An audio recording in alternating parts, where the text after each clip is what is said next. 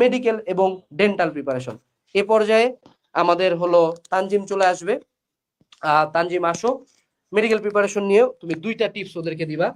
আচ্ছা, তোমরা যার মনে যে কোশ্চেন আছে তোমাদের কোশ্চেন থাকলে তোমরা করতে পারো। সবগুলা মেডিকেল নিয়ে আমি 2টা জাস্ট টিপস দেই ভাই। এখানে অনেকে কোয়েশ্চেন করতেছিল জিপিএ নিয়ে, কত জিপিএ হলে তোমরা মেডিকেলে দিবা। সিম্পলি একটা কথা মাথায় রাখবা, এখানে উল্টাপাল্টা কথা বলার চান্স নাই। অনেকে বলে ভাই 4.3 হলে দিবা, তোমার প্যাশনিয়া এই সে কিচ্ছু না। তোমার যদি জিপিএ 4.5 এর নিচে আসার প্রবাবিলিটি থাকে, তুমি তো বুঝতেছো তোমার পরীক্ষা কেমন হয়েছে, তাহলে তোমার মেডিকেল দিতে হবে না, ঠিক আছে? বাট তুমি যদি দেখো তোমার মোটামুটি 4.5 এর লেভেলে থাকতে পারে, তাহলে তুমি অবশ্যই অবশ্যই যদি অনেক বেশি প্যাশনেট হও তাহলে তুমি মেডিকেলে দিবা। সেকেন্ড যে সমস্যা ভাই সবাই ফেস করে, যেহেতু ভাই এখনো পরীক্ষা শেষ হয় নাই, পুরোপুরি আমরা দিচ্ছি না, সেকেন্ড যে বিষয়টা সেটা হচ্ছে একজনে একসাথে 4 থেকে 5টা কোচিং এ ভর্তি হয়। তোমার আব্বা আম্মা তোমার পিছনে বহুত টাকা খরচ করবে, তুমি ভর্তি হবাই। বাট এই জিনিসটা আমি তোমার সাজেস্ট করবো ভাই, তোমার এখনো সময় আছে, তুমি ভর্তি হইও না। তোমার একটা অফলাইন কোচিং লাগবে, একটা অনলাইন কোচিং লাগবে। ইভেন আমাদের যে মেডিকেল কোর্সটা আমরা কিন্তু সাজাইছি এভাবে যাতে তুমি অফলাইনের সাথে কোরিলেশন করে পড়তে পারো। এখন অনেকে বলে আমার অনলাইন কোর্স এনাফ না, তোমাকে অফলাইনে পড়তেই হবে। তোমার এক্সাম যদি অফলাইনে না দাও তুমি জীবনেও চান্স পাবা না। সো এই 2টা টিপস আমার পক্ষ থেকে থাকবে। আর ফার্স্টে আমি বলবো তুই 2টা টিপসে মানে এখানে একটা কথা বলে রাখি, অনেকে আসলে পুরোপুরি অফলাইনে কোচিং শিফট করতে চাচ্ছে, কিন্তু তুমি বাংলাদেশের যতগুলো অফলাইন কোচিং আছে এখানে ম্যাক্সিমাম তোমার সিনিয়র ভাই বা আপু যারা আছে যারা অফলাইনে কোচিং করছে এদের কাছে শুনবা যে অফলাইনের এক্সাম ভালো বাট ক্লাস খুব একটা ওয়ার্থ ইট না। 1.5 মাস পরে আর কেউ করে না, কারণ সে বুঝতে পারে যে এখানে আসলে ক্লাসের নামে আসলে কোনো কিছুই হচ্ছে না, দাগানো বই আছে। সো তোমরা অবশ্যই যদি ক্লাস করতে চাও অনলাইনে করবা। এন্ড এখানে আমি তোমাদের অনেক বড় একটা ভুলের কথা বলি, এই অ্যাডমিশনে আমরা কিন্তু এবার কম সময় হবে, এন্ড মেডিকেল কিন্তু সবার আগে হবে। তুমি সর্বসাকুল্যে 3 মাসের মতন সময় পাবা। এইবার এই 3 মাস সময়ের মধ্যে তুমি যদি এখন 6 ঘন্টা ধরে খালি একটা চ্যাপ্টার লাইভ ক্লাস করো আর 2 ঘন্টা ধরে পড়ো, তাহলে মামা জীবনও চান্স হবে না। তো এই ক্ষেত্রে 55টা chapter plus English GK. So এখন তুমি যদি 5 থেকে 6 ঘন্টা লাইভ ক্লাস প্রতিদিন করো আর যদি ভাবো যে না আমি সাথে 2 ঘন্টা পড়বো তাহলে আমি চান্স পাবো, এটা আসলে হয় না। তোমাকে মেডিকেল অ্যাডমিশনের টাইমে রেকর্ডেড ক্লাস করতে হবে, টাইম বাড়াই দিয়ে করতে হবে, দাগানো বই পড়তে হবে, তোমার প্রপার গাইডলাইন দরকার, প্রপার মেন্টরশিপ দরকার, সাথে তোমাকে অফলাইন এক্সাম দিতে হবে। সো অফলাইন এক্সাম বাদ দিয়ে বাকি যতগুলো ফিচার্স আছে সবগুলো কিন্তু আমরা তোমাদের দিব। টপ নচ ক্লাস, পাশাপাশি রেকর্ডেড ক্লাস যখন তোমরা করবে স্পিড বাড়াই দিয়ে করবা, তাহলে দেখবা যে তোমাদের খুব তাড়াতাড়ি ক্লাস করাও শেষ হয়ে যাচ্ছে এন্ড নিজেরাও অনেক বেশি পড়তে পারতেছো। ঠিক আছে, থ্যাংক ইউ। তাহলে আমরা এখন মেডিকেল প্রিপারেশন নিয়ে সেশনটা শুরু করি। ওকে, সো মেডিকেল প্রিপারেশনের ক্ষেত্রে বাবারা আমি যদি তোমাকে বলি কোনো একটা জায়গায় আমি যদি বলি যে কোচিং না করলেও হয় সেটা হলো মেডিকেল, কিন্তু এক্সাম দেওয়ার লাগবে কোচিং এ। আমি বলবো যে কোচিং এ যায় বলবো স্যার শুধু এক্সাম ব্যাচে ভর্তি হবো, ভর্তি নিলে নেন, অনলাইনে যে কোনো একটা জায়গা থেকে ক্লাস করবো। আরেকটা বড় কথা, তুমি দেখো মেডিকেলে মনে করো একদম অজো পাড়াগার মানুষজন চান্স পায় বসে আছে, কেন? মেডিকেল হলো ভাইয়া ঠাড়া মুখস্থর খেলা, কুত্তার মতো মুখস্থ করতে হবে, কোনো বুঝাবুঝি এখানে যদি বুঝার কথা, যদি কেউ মেডিকেল ভর্তি পরীক্ষার সময় তোমাকে যদি বেসিক মারাইতে আসে, কোনো টিচার যদি মনে করো ক্লাসের মধ্যে টপ আইসোমারেজ কি করে, এইটা করে ও ওইটা করে, ওকে বলবা যে ভাই তুই হলো জনতার শত্রু, তুই হলো ডাক্তারদের শত্রু, ডাক্তার নামে কলঙ্ক, তুই ডাক্তারই এখানে মারাইতে আসিস না, ডাক্তার হওয়ার জন্য পড়তেছি, আমি ডাক্তার হয়ে যাই নাই যে আমার ক্যাডাভাত দেখে কাইটা পড়তে হবে। মেডিকেলে ক্লাসটার মূল উদ্দেশ্য হইলো ভাইয়া এরিয়া মার্কিং। মেডিকেলের কোশ্চেন কখনো রিপিট হয় না, হুবহু রিপিট কোশ্চেন মেডিকেলের ইতিহাসে নাই, কিন্তু হ্যাঁ এটা আছে যে ভাইরাসের প্রথম ছকের মধ্যে T2 ফাজ আসছে, পরের বার T4 দিয়ে রাখছে, তারপরের বার তার উপর থেকে কোশ্চেন নিচ্ছে। ওই যে রক্তের একটা প্যারা আছে, রক্তরসের আপেক্ষিক ঘনত্ব এত, টেম্পারেচার এত, 5 থেকে 6 লিটার থাকে, রক্তরস এত পার্সেন্ট, রক্তকণিকা এত পার্সেন্ট, ওই প্যারাটা থেকে 4বার কোশ্চেন আসছে, কিন্তু 4টা ইনফরমেশন আসছে। So you need to learn the areas. Medical অ্যাডমিশনের ক্লাসের প্রথম যেটা জানতে হবে, টিচার এসে বলবে যে বাবারা এই এই এরিয়াগুলো ইম্পর্টেন্ট, এগুলা এমনি এমনি এমনি মুখস্থ করবা, চলো আমরা বুঝি এখন পরবর্তী কথাবার্তা। ওকে, সো এরিয়াগুলো মার্ক করতে হবে। সেই সাথে আমরা এবছরের মেডিকেল অ্যাডমিশন কোর্সও আমরা কিন্তু লঞ্চ করে দিছি। আমাদের মেডিকেল অ্যাডমিশন কোর্সের যে কোনো একটা ক্লাস যদি আমি তোমাকে দেখাই, সাপোজ বায়োলজিটাই আমরা দেখাই, এইখানের ক্লাসের ডিউরেশন দেখো 1 ঘন্টা সামথিং, অর্থাৎ এখানে কোনো আটার ফাকিং বুলশিট নাই, একদম চর্বিবিহীন ক্লাস, যতটুক লাগে ততটুক পড়াই দিব। এবং আমরা মেডিকেলের এই যে সুন্দর মতো বই লঞ্চ করে দিচ্ছি আমাদের আজকে, QnA medical analysis mega book. এইবারকার বইটার সবচেয়ে বেস্ট পার্ট কি জানো, আমি তোমাকে দেখাই।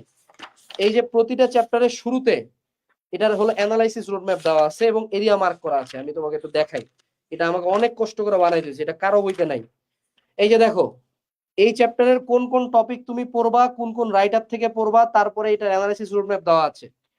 এটা হলো সেই এরিয়া মার্কিংটা। এরপরে প্রতিটা রাইটার থেকে ইনফরমেশন তুলে নিয়ে আসছি, বিগত বছরের এমসিকিউ, অনুশীলনীর এমসিকিউ। আরেকটা কথা বাবারা বলে দেই, আমাদের এবার মেডিকেল অ্যাডমিশনের জন্য আমরা ইউনিভার্সাল পিডিএফ দিব, অর্থাৎ 4-5টা রাইটার একসাথে করে দাগানো বই বানায় দিব, তোমাকে আলাদা করে রাইটার কিনতে হবে না। দ্বিতীয় যেটা দিব সেটা হলো অনুশীলনীর উপর আলাদা ক্লাস দিব। এই জায়গায় চলে আসি, অনুশীলনীর উপর আলাদা ক্লাস এবং সেটার উপর আলাদা পিডিএফ। এই জিনিসটা কেন লাগবে আমি বলি, গত 4-5 বছরের যদি কোশ্চেন আমরা দেখি, মোটামুটি 20, 30 বা 40 মার্ক থাকে বিভিন্ন রাইটারের, অনুশীলনী থেকে হুবহু কোশ্চেন তুলে দেয়। এখন অনুশীলনীর কোশ্চেন কিন্তু কম না, অনুশীলনীর কোশ্চেন 7,000 থেকে 10,000-এর মতো হয়। এটা কম সংখ্যক কোশ্চেন না, কিন্তু স্টিল বাবা 7,000 কোশ্চেন করে যদি আমাকে কেউ 40টা কোশ্চেন হুবহু তুইলা দেয় ভাই, আমি তো তাকে বলবো যে ভাই এর চেয়ে বেটার কোনো কিছু আছে? এগুলা আমরা সেপারেটলি আমাদের কোর্সে আলাদা করে ক্লাস করাবো। কারণ অনুশীলনীর, হ্যাঁ, ইসহাক, তুমি হাজারি, আর তুমি মনে করো হাসান স্যার, আজমল স্যার, এগুলা তুমি অনুশীলনী পারবা। কিছু কিছু রাইটার আছে অনুশীলনীর কোশ্চেনও পেঁচানো থাকে। ইভেন মেডিকেলের কোশ্চেন এমনও হয় যে অনুশীলনীতে যদি ভুল উত্তর দেওয়া থাকে, তোমাকে ভুল উত্তরই দেখায় আসতে হয় অনেক ক্ষেত্রে। ওকে, সো অনুশীলনী খুব ভালো মতো করবা। এবারের কোর্সে আমাদের এগুলা থাকবে। যারা আমাদের গুগল ফর্মটা ফিল আপ করছিলা, তোমাদের ফোনে এসএমএসটা চলে গেছে কিন্তু। ওকে, সো আমরা চলে আসি মেডিকেল প্রিপারেশন। সো মেডিকেলে কি খুঁজতে হবে বাবা? এরিয়া মার্কিং করতে হবে যে কোন কোন এরিয়া ইম্পর্টেন্ট। এখন সাপোজ ধরে নাও যে তুমি আমার কোর্সে আছো, কোর্সে তো আমি বলে দিব, বাট ধরে নাও তুমি কোর্সে নাই, তুমি নিজে কিভাবে বের করবা? তুমি একটা মেডিকেলের কোশ্চেন ব্যাংক নিবা, কোশ্চেন ব্যাংক নেওয়ার পরে যেটা করবা যে বিগত বছরের কোশ্চেন গুলা বইয়ের কোন কোন লাইন থেকে হয়েছে ওই লাইনগুলোর পাশে শুধুমাত্র সাল, সাপোজ ধরো এটা 18-19 সালে আসছে, 18-19 ম্যাট, ডেন্টাল থেকে আসছে ডেন্টাল 21-22, এরকম করে তুমি দেখবা যে বইয়ের কিছু কিছু ছক, বৈশিষ্ট্য, পার্থক্য, উদাহরণ, টাইপ, প্যারা, এইসব জায়গায় অনেকগুলো সাল পড়ে গেছে। You need to memorize those areas. অনেক বেশি ইনফরমেশন মুখস্থ করতে হয় না, হাতে গোনা কয়েকটা। আরেকটা যেটা, সেটা হলো যে আমি যদি একটু সাবজেক্ট ওয়াইজ যাই, তোমাদের মেডিকেলের ক্ষেত্রে অনেকের আসলে একটা রাইটার ফিটিশ আছে। যেমন অনলাইনে কিছু ভাইয়া, আমরা 16টা রাইটার থেকে পড়াইছি। ভাই তুই শুধু আজমলের ইনফরমেশন মনে রাখে দেখা দেখি, মানে এই যে তোমরা আবার নিজেদেরকে ওভার এস্টিমেট করো, মেজরিটি স্টুডেন্ট একটা রাইটারের ইনফরমেশন মনে রাখতে পারে না, একটা একটা। তুমি যেটা করবা, আমি তোমাকে বিগ 4 এর নাম লিখে দে, বিগ 4, এই 4টা বই পড়লে চান্স হবে। 4টা বই পড়লে 100% কমন। কোন কোন 4টা বই? Biology 1 Abul Hasan sir, biology 2 Ajmal sir, physics Ishaq first part second part দুইটাই, কেমিস্ট্রি হাজারিনাগ, শেষ। এই 4টা বই থেকে 100% কমন আসবে। তোমাকে অনেকে অনেক গপ্প দিবে, এই বছর নুরি পারভিন খানম, এই বছর আজিবুর স্যার, এই বছর মেঘনাথ সাহা স্যার। এখন প্রতি বছর বছর বিভিন্ন রাইটার সুইচ করবে, তুই সব জায়গায় দৌড়ায় বেড়াবি মামা? ভাই কোশ্চেন যদি অন্য রাইটার থেকে করে, সেটা করবে 10% কোশ্চেন, তুই 10% অ্যান্সার করিস না, তো দরকারই নেই অ্যান্সার করা। তো 10% অ্যান্সার না করলে সমস্যা নাই। মেডিকেলে চান্স না পাওয়ার বড় একটা রিজন কি জানো? Minus marking. পোলায় নাম্বার পাওয়ার কথা 84, পায়ে বসে আছে 74, কারণ প্রতি সাইডটার জন্য 1 মার্ক করে মাইনাস, প্রতি একটার জন্য 0.25, প্রতি ভুল দাগের জন্য মাইনাস 0.25। সাবধান সাধু, বেশি দাগানোর দরকার নেই, যা অ্যাকুরেটলি পারবো তা দাগাবো। রাইটার 4টা বলে দিছি না, এই 4টা যদি শুধু দাগানো বই পড়ো আর অনুশীলনীর ক্লাসগুলা করে যাও, মোর দেন ইনাফ ভাই, মেডিকেল প্রিপারেশন শেষ। আর কি? অফলাইনে এক্সাম দেওয়ার লাগবে। এখন প্রতিটা সাবজেক্ট নিয়ে কথা বলি। জিকেই নিয়ে অনেকের মনে প্রশ্ন আছে। আমাদের জিকেইরও অ্যানালাইসিস মেগাবুক আছে। এই মানবিক গুণাবলীর বালছাল কারে ঢুকাবা না, মানবিক গুণাবলী কিছুই না, বইয়ে যে কয়টা দিব সে কয়টা পড়ে যাবা। ও যা দিবে, আগের বছরের মানবিক গুণাবলীর কোশ্চেনটা দেখছো না? খুবই, এটা আসলে বেসিক কমন সেন্স, এটা মানবিক গুণাবলীর নাম না দিয়ে দ্বিতীয় তো কমন সেন্সের কোশ্চেন। ইস্যু হয়ে গেল জিকেই, এইটা হলো ধারা, এইটা কিন্তু আমরা পড়ি নাই। জিকেই 2টা মোডে পড়া যায়। মোড নাম্বার 1, মোড 1 হইলো যে রেগুলার পড়বো, প্রতিদিন 2-4 পেজ করে পড়বো, ঠিক আছে? যে কোনো একটা বই থেকে। আমাদের মেডিকেল অ্যানালাইসিস বইটার সুবিধা হলো ছোট, জিকে আর ইংলিশ একসাথে আছে, ছোট একটা বই, এইটুক সাইজের একটা বই, প্রতিদিন 2-4 পেজ করে পড়বো। আর আরেকটা যেটা মোড আছে, মোড 2 হইলো রিস্ক টেকার মোড, যে একদম মেডিকেল ভর্তি পরীক্ষার 7 দিন 10 দিন আগে একটা হাইলাইট কিনবো, জিকের একটা হাইলাইট, ইংলিশের একটা হাইলাইট, ওটা পড়ে যাবো।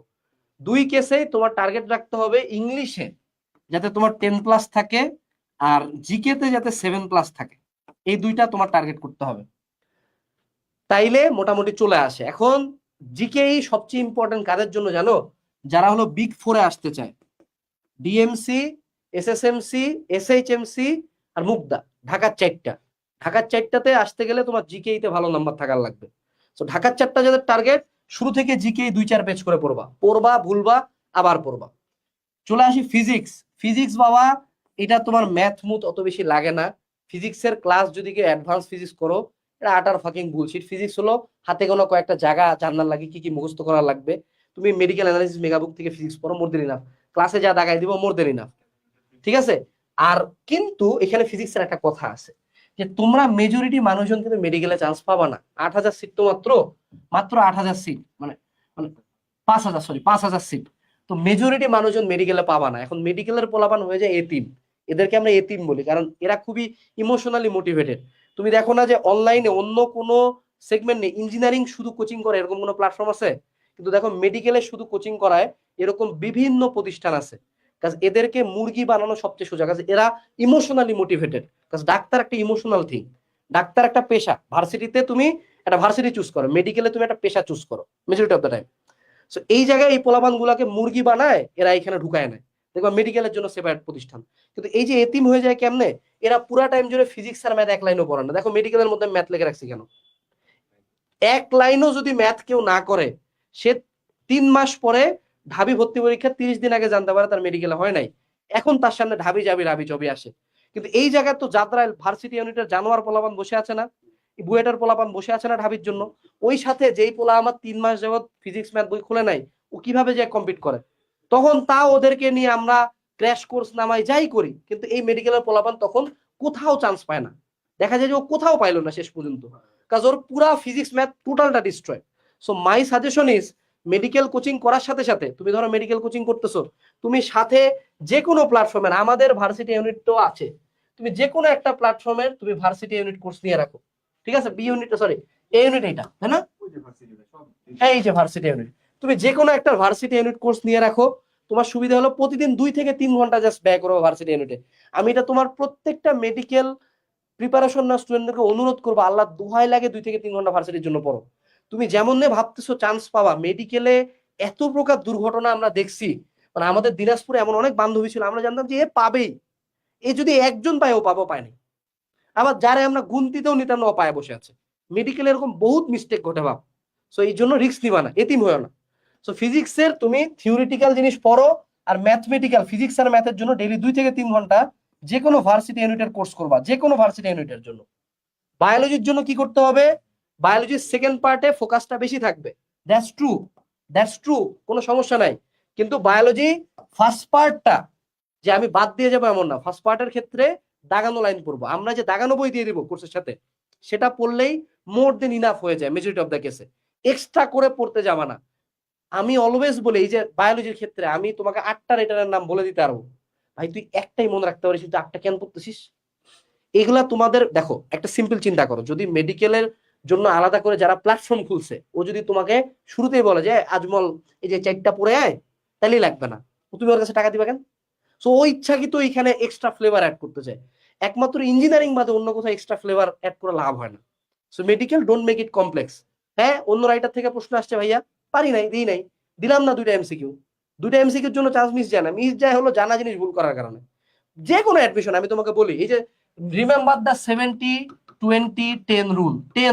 10% কোশ্চেন কারো বাপ পারবে না, এটার জন্য কোনোদিন চান্সে ইফেক্টও পড়ে না।